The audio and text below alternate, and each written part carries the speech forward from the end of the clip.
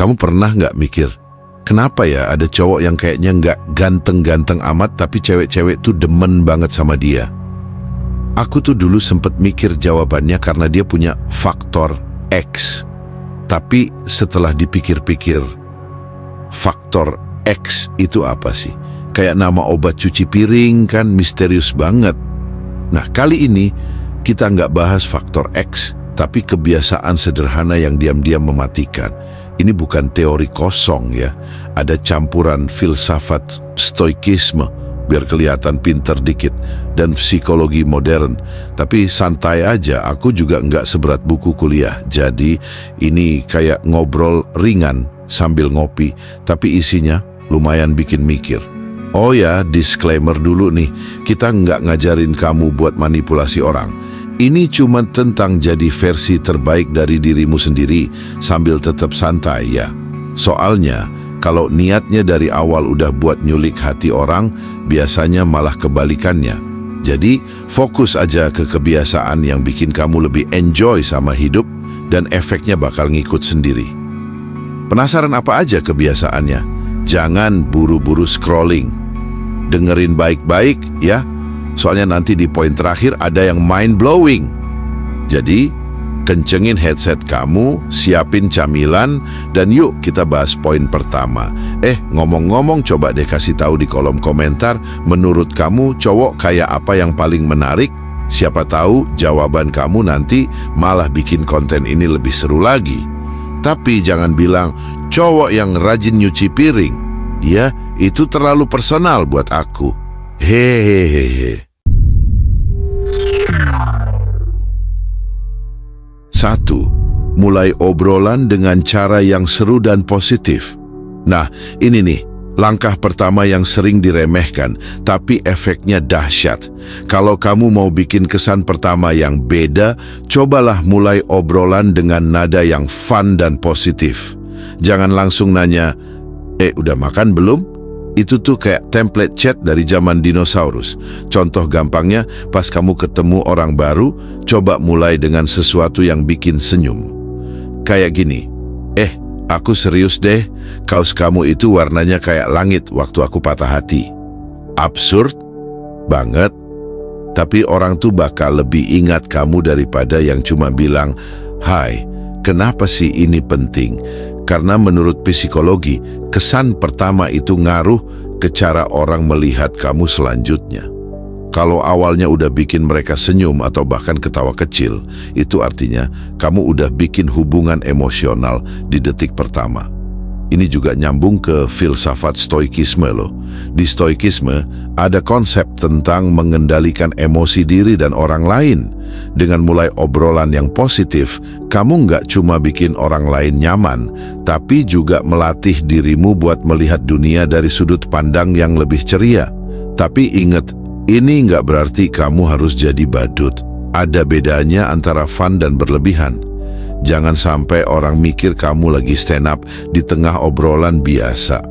Kuncinya adalah jadi autentik, tetap jadi diri sendiri, tapi dengan sedikit sentuhan humor. Kalau nggak percaya, coba aja. Nanti kamu bakal sadar energi positif di awal obrolan itu ibarat senjata rahasia. Dan kalau berhasil, jangan lupa ceritain di komentar ya. Siapa tahu kamu malah punya tips-tips unik lain yang bisa aku curi buat konten berikutnya. Lanjut ke poin berikutnya.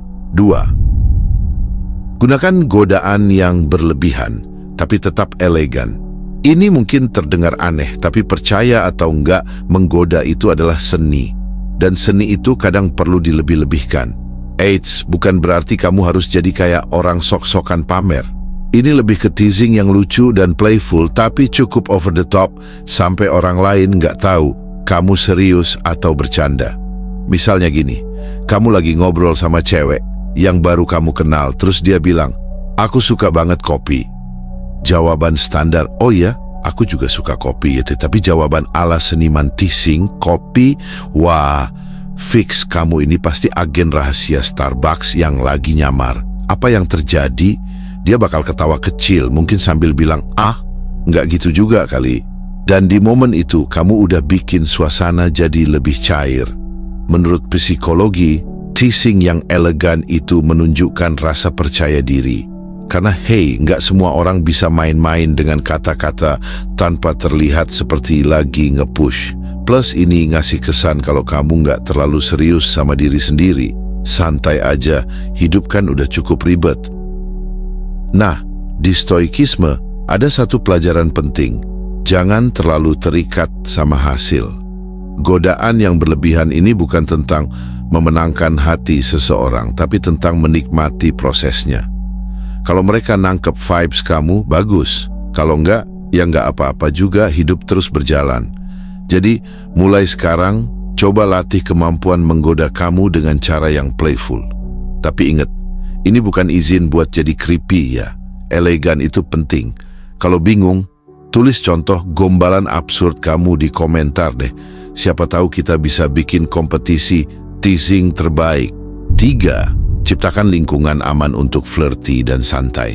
Pernah nggak sih kamu ngobrol sama seseorang yang bikin kamu ngerasa bisa jadi diri sendiri, santai, nggak jaim, dan nggak takut salah ngomong? Nah, itu karena mereka berhasil menciptakan safe space. Dan kalau kamu bisa melakukan ini, daya tarikmu bakal otomatis naik tanpa perlu usaha berlebih. Caranya gimana? Mulailah dengan nggak ngejudge. Kalau dia cerita hal-hal yang konyol, nggak usah buru-buru kasih kritik. Sebaliknya, respons dengan sesuatu yang playful. Contoh, dia bilang, aku tuh suka banget nyanyi di kamar mandi. Alih-alih bilang, serius? Coba jawab, wah, berarti tetanggamu beruntung banget punya konser tiap pagi. Kunci di sini adalah bikin mereka merasa diterima apa adanya, karena pada dasarnya manusia itu suka sama orang yang bikin mereka nyaman. Kalau kamu bisa ngasih ruang buat mereka berekspresi tanpa rasa takut, mereka akan lebih terbuka. Dan ya, flirty vibes itu bakal muncul dengan sendirinya. So ini juga ada hubungannya sama stoikisme. Di filsafat ini ada konsep tentang logika versus emosi.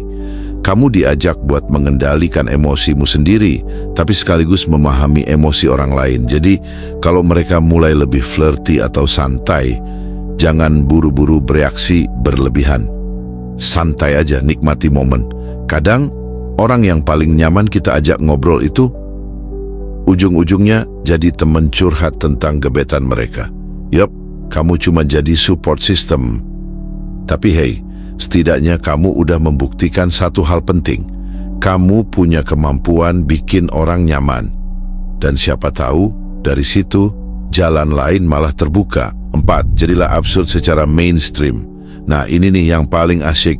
Kalau kamu pengen benar-benar stand out, coba sesekali jadi absurd. Bukan absurd yang bikin orang takut, tapi absurd yang bikin mereka mikir, kok gue ketawa ya? Misalnya gini, lagi di chat atau ngobrol langsung, terus dia bilang, aku suka banget sama kucing. Kamu jawab, oh aku sih nggak terlalu suka, kecuali kucing yang bisa bahasa Perancis. Baru aku respect. Hah? Kucing bahasa Perancis? Ini yang namanya playful absurdity. Otaknya langsung mikir, apa sih maksud dia? Tapi di saat yang sama, mereka tertarik buat ngelanjutin obrolan. Kamu jadi kayak buku teka-teki yang seru buat dipecahin. Secara psikologis, absurditas ini bikin kamu terlihat spontan dan nggak terlalu dipikirin. Orang cenderung suka sama mereka yang bisa bikin hidup lebih santai dan fun. Kenapa? Karena dunia nyata udah cukup berat, bro. Jadi kalau kamu bisa jadi sedikit absurd tanpa berlebihan, itu magnet tersendiri. Jangan lupa, stoikisme juga ngajarin kita buat nggak terlalu serius sama hidup. Absurd ini semacam pengingat kalau hidup tuh kadang nggak harus selalu masuk akal. Enjoy aja jalannya. Kalau mereka nggak ngerti humor kamu, ya udah. Kalau mereka ngerti, berarti mereka soulmate kamu, bro. Dan gini ya, kalau sampai kamu berhasil bikin orang ketawa dengan absurditas kamu, itu pertanda kamu udah jadi pribadi yang playful secara alami. Ngomong-ngomong, absurd apa paling gila yang pernah kamu ucapin ke orang lain? Coba tulis di kolom komentar. Kalau absurd kamu cukup bikin aku ngakak, siapa tahu aku sebarin idenya buat konten berikutnya. Oh, dan jangan lupa subscribe ya, soalnya kalau kamu nggak subscribe, aku bakal sedih. kayak kucing yang nggak bisa bahasa Prancis. Lanjut. 5. Gombal ke dunia, bukan ke satu orang aja. Ini rada unik ya. Kalau biasanya kamu mikir harus fokus ke satu target biar berhasil, konsep ini bilang kebalikannya. Flirt aja ke semuanya, bukan cuma ke orang tapi ke dunia secara keseluruhan. Maksudnya gimana? Gampang. Coba deh, setiap kali kamu berinteraksi sama orang, kasih energi yang positif. Senyumin orang asing di jalan, lempar candaan kecil ke barista waktu pesen kopi, atau bahkan ngobrol santai sama kucing tetangga. Prinsipnya, anggap dunia ini kayak ruang obrolan besar, dan kamu lagi asik nyapa semua orang di dalamnya. Secara psikologi, ini bikin kamu kelihatan percaya diri dan approachable. Karena siapa sih yang nggak tertarik sama orang yang kayaknya nyaman banget sama dirinya sendiri? Ini juga bakal bikin energi kamu kerasa beda. Orang nggak cuma lihat kamu sebagai seseorang yang nyenengin, tapi juga sebagai sosok yang hidup. Nah, Stoikisme punya ajaran penting di sini. Hidup di saat ini. Dengan menggombal ke dunia, kamu lagi melatih diri buat fokus pada momen yang sedang terjadi. Kamu nggak peduli sama hasil akhirnya, nggak terlalu ngarep respons tertentu, dan itu yang bikin aura kamu makin kuat. Tapi ada twistnya nih. Kadang waktu kamu terlalu santai dan fun, dunia malah ngeprank balik. Kayak waktu aku coba sok asik ngobrol sama kasir minimarket, terus dia balas dengan muka datar, mau pakai plastik atau enggak? Ya udah, kadang dunia nggak butuh gombalan kamu juga, dan itu nggak apa-apa. Intinya, jangan terlalu serius. Gombalin dunia itu kayak bercermin. Yang penting, kamu senyum duluan, urusan pantulannya belakangan. Kalau nggak ada respons, well, minimal kamu udah bikin hidup sendiri lebih seru. 6. Punya bahasa tubuh yang santai dan terbuka. Oke, bayangin ini, kamu lagi duduk di kafe, terus ada orang di seberang yang kelihatannya menarik, tapi dia duduk dengan posisi yang, ya ampun, kayak udah dipecat dari kerjaannya. Bahu bungkuk, tangan disilang, muka cemberut. Kira-kira kamu mau nyapa duluan? Enggak kan? Nah, sekarang kebalikannya. Bayangin orang itu duduk santai, bahunya rileks, senyumnya ada, dan dia kayak nggak punya beban hidup. Bahkan kalau kamu nggak pengen nyapa, vibe dia tuh kayak udah ngajak ngobrol duluan cuman lewat postur tubuhnya. Ini bukan cuman soal kelihatan keren, ya. Bahasa tubuh yang santai itu kayak kode tak kasat mata yang bilang ke orang lain, "Hey, aku nyaman sama diriku sendiri dan kamu juga bakal nyaman kalau di sekitarku." Secara psikologi, ini namanya non-verbal communication. Orang lebih gampang percaya dan tertarik sama mereka yang punya bahasa tubuh terbuka. Jadi, duduk santai, jangan terlalu tegang, dan biarkan tubuhmu kayak bilang, aku di sini buat menikmati momen. Di Stoikisme, ada satu pelajaran penting. Kendalikan apa yang bisa kamu kendalikan. Postur tubuh adalah salah satunya. Kamu nggak bisa kontrol gimana orang lain merespons kamu, tapi kamu bisa kontrol bagaimana kamu menampilkan diri. Kadang, meskipun bahasa tubuhmu udah santai banget, tetap aja ada orang yang nganggep kamu lagi sombong atau nggak peduli. Ya udah nggak apa-apa. Ingat, kamu nggak bisa nyenengin semua orang. Yang penting, kamu udah bikin dirimu nyaman duluan. Lagian, siapa sih yang betah hidup kayak patung? 7. Nyaman sama skenario terburuk. Ini serius ya. Kalau kamu mau punya daya tarik yang kuat, kamu harus belajar satu hal, nyaman sama kemungkinan terburuk. Kenapa? Karena rasa takut itu yang sering bikin kita kelihatan tegang atau terlalu berusaha waktu berinteraksi. Misalnya gini, kamu lagi ngobrol sama orang yang kamu suka. Di kepala kamu udah muncul pikiran-pikiran kayak, aduh kalau dia nggak ketawa gimana? Atau, kalau aku salah ngomong, dia bakal ilfil nggak ya? Hasilnya, kamu jadi terlalu mikir. Dan orang bisa ngerasain itu loh. Sekarang coba pikirin skenario terburuk. Misal, kamu bikin lelucon, terus dia nggak ketawa. Ya udah, nggak apa-apa. Dunia nggak bakal meledak gara-gara itu. Kalau kamu salah ngomong, ya minta maaf aja. Selesai. Stoikisme ngajarin kita buat menerima hal-hal yang di luar kendali kita.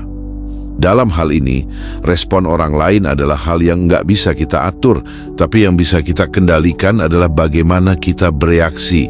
Kalau kamu bisa santai bahkan di situasi terburuk, itu bikin kamu kelihatan lebih menarik. Kenapa? Karena kamu ngasih kesan, aku ini manusia yang nggak gampang goyah. Kadang skenario terburuk malah nggak terjadi. Kamu udah panik duluan, ternyata mereka nggak masalah sama sekali. Tapi lucunya, waktu kamu akhirnya nggak peduli sama hasil, orang malah jadi makin penasaran sama kamu. Seolah-olah mereka mikir, kok dia santai banget ya? Jadi mulai sekarang coba tanya ke diri sendiri, apa skenario terburuk yang bisa terjadi? Kalau jawabannya nggak seserem itu, ya nggak usah terlalu pusing. Toh, di ujungnya kamu cuma manusia biasa yang lagi belajar jadi lebih baik, sama kayak mereka. Oke, jadi kalau dirangkum, intinya semua poin tadi adalah tentang gimana kamu bisa santai, playful, dan nyaman sama diri sendiri. Tapi ada satu rahasia besar yang sebenarnya nggak aku bilang dari tadi. Semua ini nggak akan berguna kalau kamu nggak konsisten. Yup, kamu bisa flirting ke dunia, punya body language keren, atau jadi absurd sekalipun. Tapi kalau semua itu cuma sekali-sekali, efeknya bakal hilang. Karena daya tarik yang sebenarnya itu datang dari kebiasaan, bukan trik dadakan. Dan tahu nggak, kebiasaan ini juga bikin kamu lebih bahagia. Karena waktu kamu santai dan menikmati hidup, orang-orang di sekitarmu bakal kebawa energinya. Jadi, nggak cuman bikin kamu kelihatan menarik, tapi juga bikin dunia sekitar kamu lebih positif. Nah, kalau kamu udah nyoba salah satu trik ini, cerita dong di kolom komentar. Siapa tahu pengalaman kamu bisa jadi inspirasi buat orang lain. Oh iya, jangan lupa subscribe, biar kamu nggak ketinggalan tips-tips absurd lainnya. Serius, aku bakal sedih banget kalau kamu cuma lewat doang tanpa subscribe. Tapi ya, nggak apa-apa juga sih, namanya juga hidup. Kira-kira trik mana yang bakal kamu coba duluan?